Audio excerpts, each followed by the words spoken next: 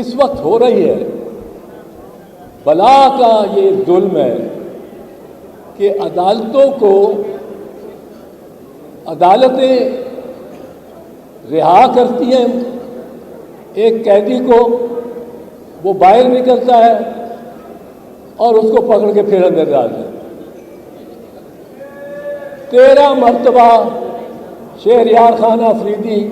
رہا ہوا ہے اور 14 مرتبہ وہ گرفتار ہوا ہے، اور اس طرح کے دیگر اتنے نام ہیں کہ میں لینا شروع کروں تو میری بات میں جتنا وقت لینا چاہتا ہوں آپ کا وہ ختم ہو جائے گا، لیکن نام نہیں ختم ہوگی۔ یہ ایک بالکل گھناؤنا مذاق ہے آئین کے ساتھ، لیکن صرف آئین کے ساتھ نہیں، یہ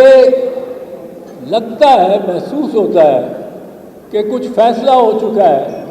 کہ عدالتوں کو بے توقیر کرنا ہے، بے وقار کرنا ہے۔ جج کہتا ہے اس کو آپ نے کوئی گرفتار نہیں کرنا، کسی اور ایجنسی نے بھی نہیں گرفتار کرنا، کسی نے اس کو پاس نہیں جانا، اور اگر آپ نے گرفتار کرنا ہے تو پہلے ہمارے پاس آئیں گے، ہمیں دکھائیں گے FIR، اور ہم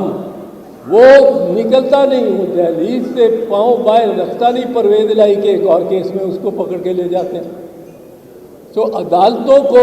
بے توقیر کرنے کا، بے وقار کرنے کا یہ ایک عمل ہے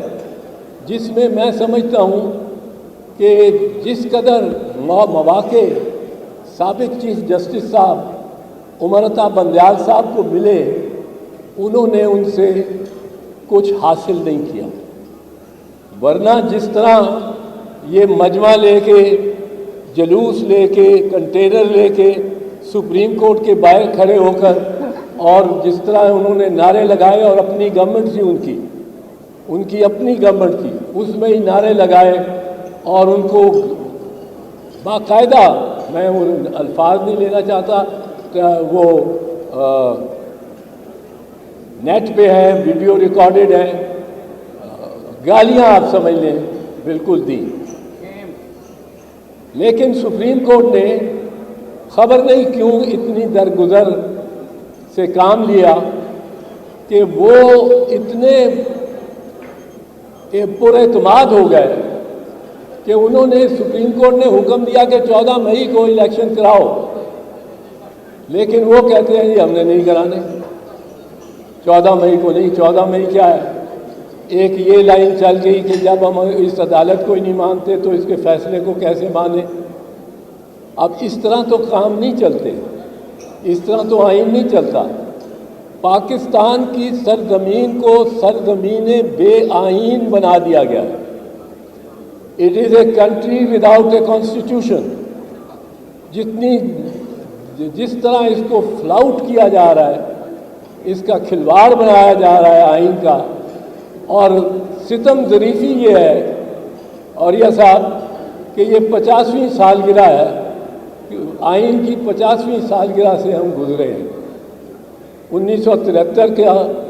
2023 میں 50ویں سالگرہ تھی، 11 اگست اور 14 اگست، ایک دن پاس ہوئی، دوسرے دن یہ دوسری تاریخ پہ دستخط ہوئے، اور اس آئین کی 50ویں سالگرہ پہ ہم نے اس کو چیتھرے کر دی۔ اب ایک دو باتیں مجھے یہاں دوستوں نے کہا ہے کہ آپ ذرا بتا دیں، وہ میں بتانا چاہتا ہوں۔ یہ جو 2-3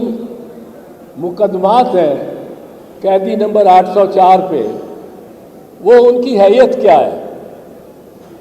پہلا لیجئے سائفر، بڑا